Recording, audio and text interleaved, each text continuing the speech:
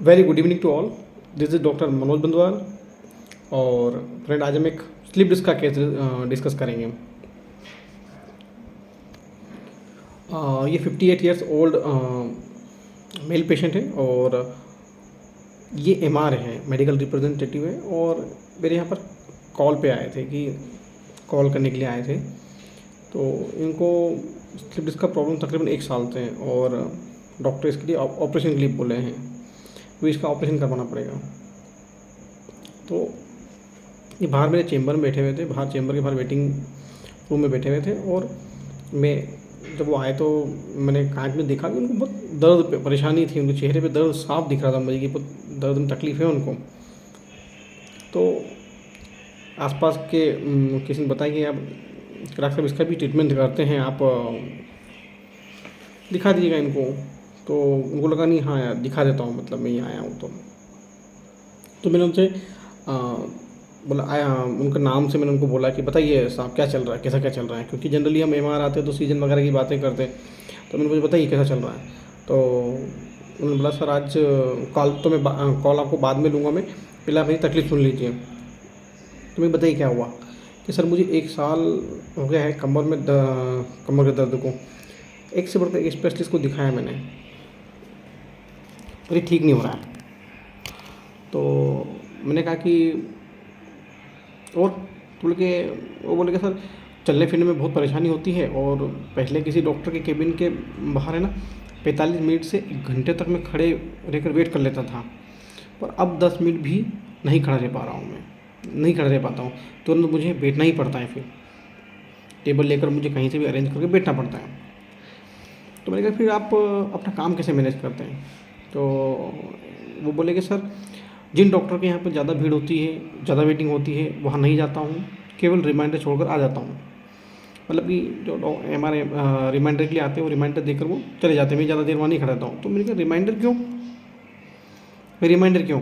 तो मैंने कहा कि डॉक्टर वो बोले कि सर ज़्यादा खड़े रहने से एक तो दर्द बहुत ज़्यादा बढ़ जाता है मेरा, और फिर जब दर्द बहुत ज़्यादा तो परेशानी बहुत ज़्यादा बढ़ जाती है मेरी, और फिर दर्द बहुत टाइम तक बना रहता है। फिर तो मुझे क्या बेड रेस्ट करना पड़ता है, लेटना ही पड़ता है मुझे। और किसी डॉक्टर के यहाँ पर ये सब कैसे पॉसिबल है। इसलिए वो नौबत ना आए, इसलिए मैं पहले ही काम समय पे निपटा कर वहाँ से निकल जाता हूँ। तो मैंने कहा कि एलोपैथिक डॉक्टर ने क्या ट्रीटमेंट बताया। तो बोले सर वो तो बोल रहे थे कि ऑपरेशन करना पड़ेगा। तो मैंने कहा कि फिर ऑपरेशन कराने में क्या दिक्कत है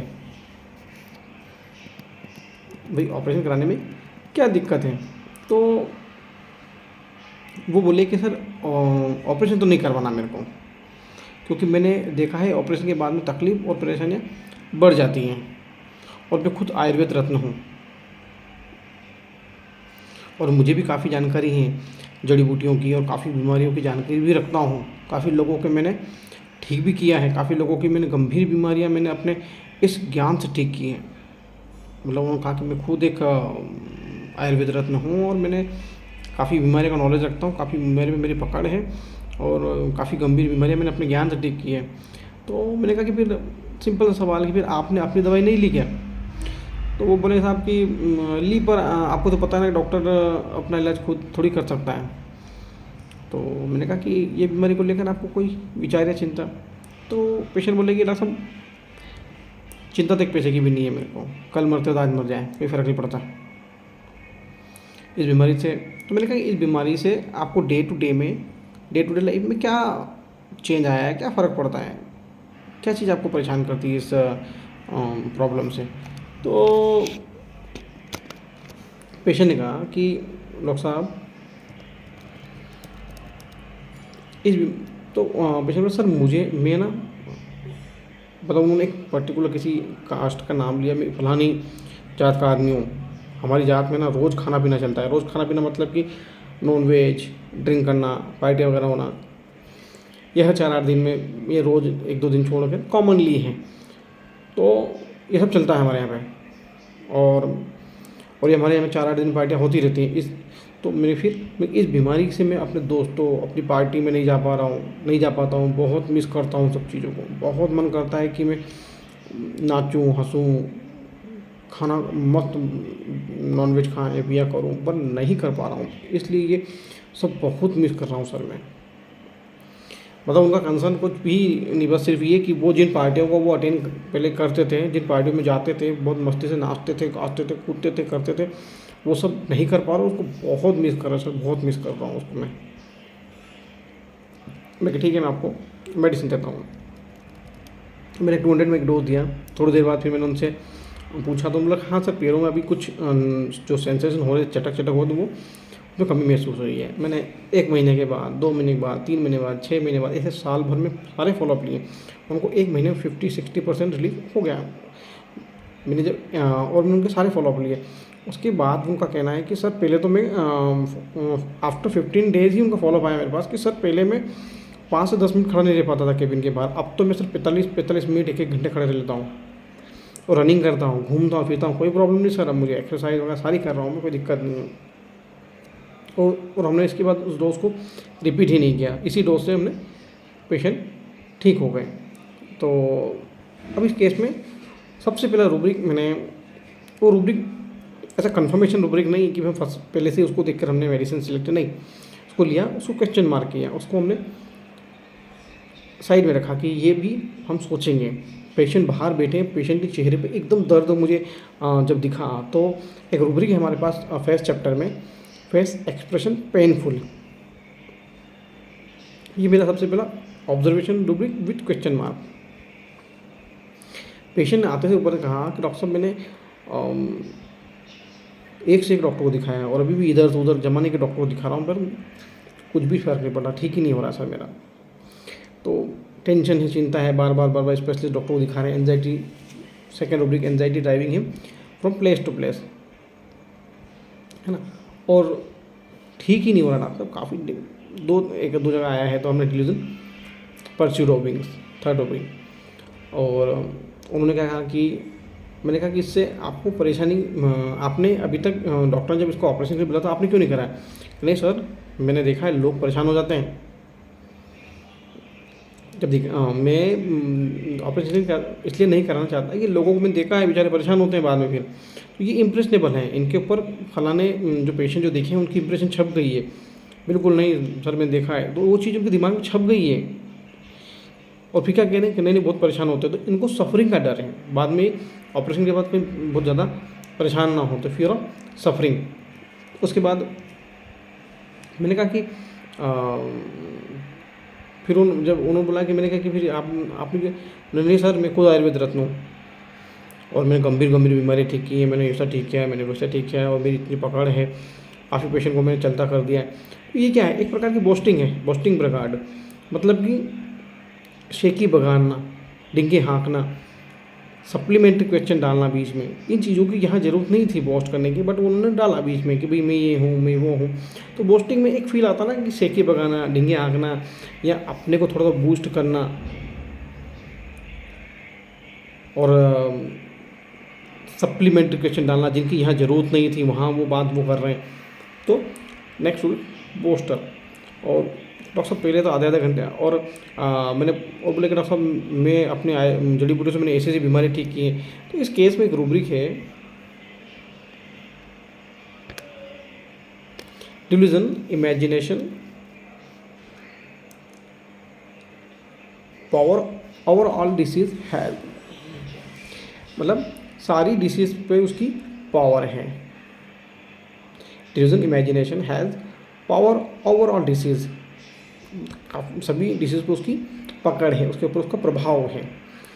और पेशेंट खुद की दवाई से ठीक नहीं हुआ, बोले सर अपनी बीमारी से अपन कहाँ ठीक होते हैं। एक रेट्रो में आप रूब्रिक समझिए, confusion of mind, location about loses his way in well non street. पहले मैं आधे घंटे खड़े हो पाता था, अब नहीं खड़ा हो पाता हूँ। दैट इज़ पुअर, पहले की चीज़ों में कमी आ गई है, उसकी पावर में, उसकी स्ट्रेंथ में कमी आई है। Delusion, he is poor. वो जब बहुत ज़्यादा दुखता है तो फिर मुझे लेटना पड़ता है। डिल्यूजन, वन इज़ पजेस्ड, बीमारी में पजेस्ड हो गया है वो बंदा, अब उसको लेटना ही पड़ता है। और जब हमने पूछा कि भाई आपको लेकर, बीमारी को लेकर क्या टेंशन है, कोई प्रॉब्लम? कोई टेंशन नहीं रखा साहब, कल मर तो आज मरे, कोई फ़र्क नहीं पड़ता। पेशेंट जिस चीज़ का डर होता है वो चेहरे पे दिखाई देता है, बट वो चीज़ को एक्सेप्ट नहीं कर रहे हैं। तो ये चीज़ें क्या है कि वो हम स्लिप डिस्क में कोई नहीं मरता, बट उनके मुंह से मौत जैसे वर्ड निकलना है, मतलब अंदर से डरे हुए हैं बट वर्ड से बाहर आ रहे हैं। तो ये अफेक्टेशन था उनका एक प्रकार का, बहुत सटल लेवल का अफेक्टेशन, मतलब कि बहुत डीपर लेवल पे समझना पड़ेगा इन चीज़ों की। कोई आपको वेल्थ भी लग सकता है यहाँ पर, ये रूब्रिक के भी क्या आपको टेंशन नहीं, कुछ नहीं है, मुझे कोई प्रॉब्लम है, बट पेशेंट स्लिप डिस्क के पेशेंट नहीं मरते हैं ऐसे। बट उन्होंने कैसे बोला कि कल मरते तो आज मर जाए, कोई कौन डर रहा है यहाँ पे। तो ये जो डर, हमने तो नहीं बोला कि तू भाई आपको मौत का डर क्या है, बट उन्होंने जब जैसे ही डेथ का नाम लगा तो वो पहले कह रहे थे कि प्रॉब्लम नहीं है मुझे, अब कह रहे कि नहीं कि मौत का नाम। तो ये अफेक्टेशन को एक प्रकार का आर्टिफिशियल बिहेवियर लगा मुझे। डॉक्टर के यहाँ जहाँ भीड़ होती है वहाँ जाते नहीं है, क्यों?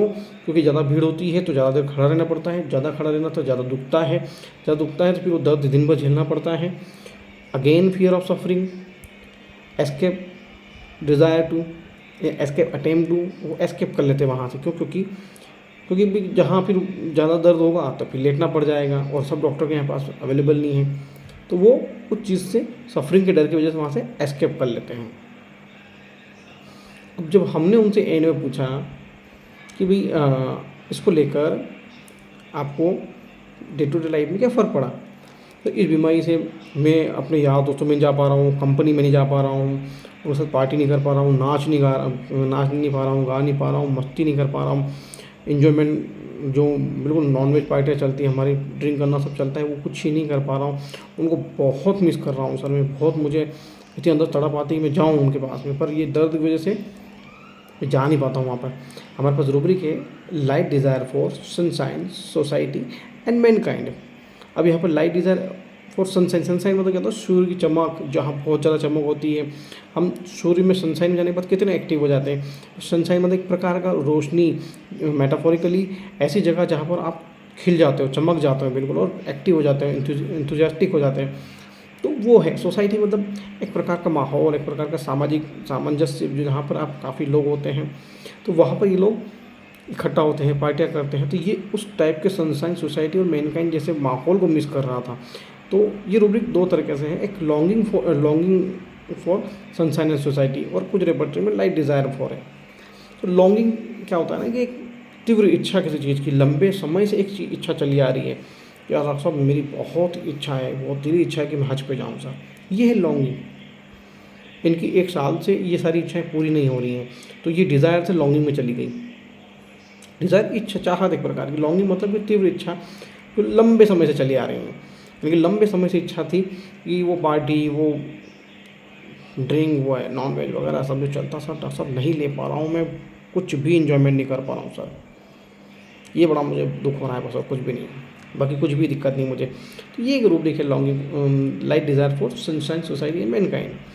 तो इन सब रूब्रिक के बेस पर हमने पेशेंट को स्टामोनियम 200 का एक डोज दिया, और इस डोज को मैंने रिपीट भी नहीं किया, लगभग 1 साल निकल गया, पेशेंट कंप्लीट क्योर हैं। उनकी नमनेस, उनका खड़े रहना, उनकी डे बाई डे उनकी अच्छे खासे इंप्रूवमेंट आते रहे, वो पूरे 1 साल एसएल पे रहे, और अब कोई कुछ भी प्रॉब्लम नहीं। अब वो रनिंग करते हैं, उड़ते हैं, बैठते हैं, 1-1 डेढ़ घंटे तक वो कैबिन के बाहर खड़े रहते हैं, कोई प्रॉब्लम नहीं। तो ये एक स्टेट था स्टामोनियम का, जहाँ पे वो पोस्टिंग करता है, और वो ये मानता है कि उसके पास काफ़ी पावर है, उसके पास सभी चीज़ों पे कवर करने की उसको सबसे बड़ी क्षमता है। तो imagination has power over all disease, सभी चीज़ों पे उसका प्रभाव है, सभी बीमारियों पे उसकी पकड़ है। सभी बहुत से डॉक्टर कहते हैं साहब मेरे फलानी सभी बीमारियों पे मेरी पकड़ है, ये मस्सा, ये जो बंगाली बाबाएँ कहते हैं, इस प्रकार की बातें। तो ये वो है, परस्यूड है, एस्केप है। ये ओवरऑल एक छोटा सा स्टेट था स्टामोनियम का। Thank you.